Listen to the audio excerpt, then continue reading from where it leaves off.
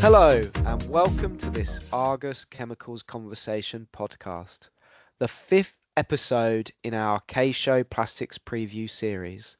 Today, we will be discussing the latest in the US, Europe, polyolefins trade relationship and the impact of tariffs on the European market.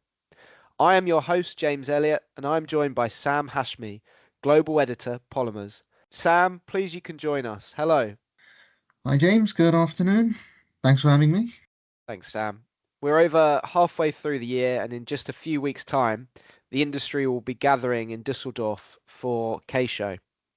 Before we get into the main discussion, can you talk about what you're hearing from the industry? What's keeping our European polyolefins contacts up at night? Well, that's an interesting question, James. Well, everyone recognizes it's been another very challenging year for the European polymers industry. There were hopes coming into 2025 that we could see a modest improvement in demand. There were some signs of that in the first half of the year, but the disruption caused by the tariff and trade disputes initiated by the incoming US administration and knocked demand and confidence across the European industry. From polymer markets through to all major customers, through to all major downstream markets, particularly the automotive sector. And there have been developments on the US EU tariffs in the last month. What are they, and are there any signs of implications for the polymer markets? So, the European Commission on 28th of August proposed the removal of all import duties on US origin plastics, which are categorized under HS codes starting 39. And these include imports of all polyethylene from the US as well, which have been gaining market share in the EU this year, in part due to the increased trade tensions between the US and its other partners. The US is the global cost leader on PE production due to having abundant supply of low-priced feedstock ethane for its crackers. So, for context, polyethylene imports from the US in the first half of this year stood at around 1.2 million tons, which is up quite a bit from 870,000 tons in the first half of 2024.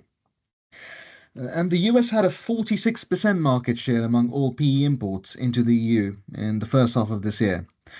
Now, import duties on US origin polyethylene into the EU currently stand at 6.5%. But even with these duties in place, PE imports have been pricing at substantially lower levels in the European market, and they in fact play a role in setting the price floor. In some cases, mainly for HDPE grades, the import arbitrages have been pretty wide recently and above €100 per ton on a DDP equivalent basis. So you can imagine the impact the removal of 6.5% import duties could potentially have going forward. To put it succinctly, there's quite some anxiety among European producers that have been faced with difficult market conditions in recent years and disadvantaged cost positions. And this development will just exacerbate their worries. Sam, is it a given that these zero duties will be implemented? And when will they be implemented if they are? Well, that is the big question, James, as currently the removal of trade duties on imports from the US is in a legal limbo. This is because the European Commission's proposal will undergo a lengthy legal process. It needs to be approved by majority voting in the European Parliament and a majority voting by the EU member states. There were some reports that the approval process could be relatively fast-tracked and concluded within the next 1 to 2 months. But that remains to be seen, especially given the political sensitivity of this matter, where the European Commission has offered zero tariffs on imports from the US, whilst accepting 15% baseline tariffs being imposed by the US.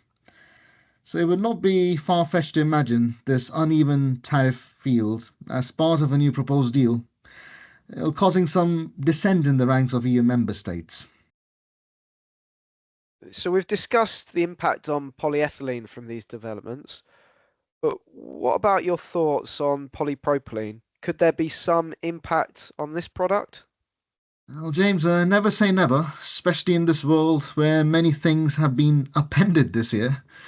But for now and what is foreseeable, there won't be much effect on the PP market from a possible removal of tariffs on US origin products.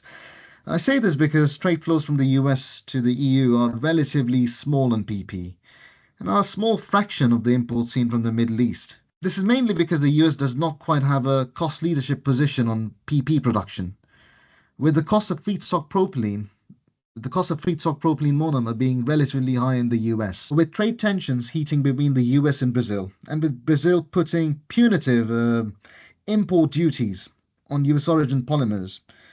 Some shake-up of trade flows could be seen there.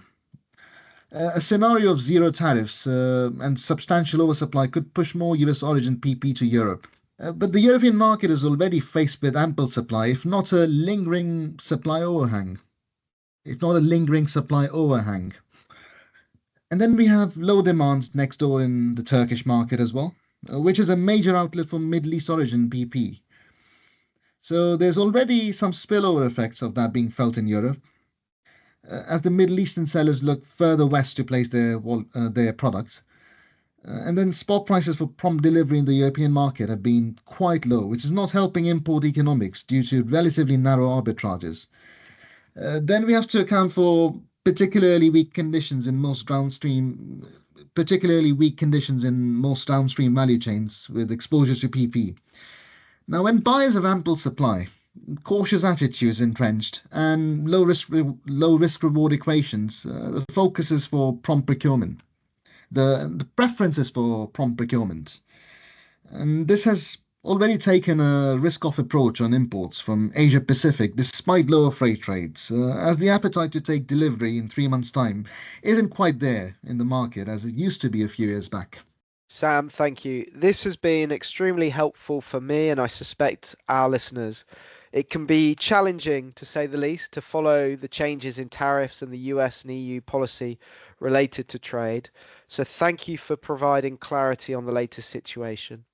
If you would like to meet with Sam and our polymers team at K-Show, please get in touch. Tune in next time for another episode of the K-Show Plastics Preview by Argus Chemicals Conversations. Thank you and goodbye.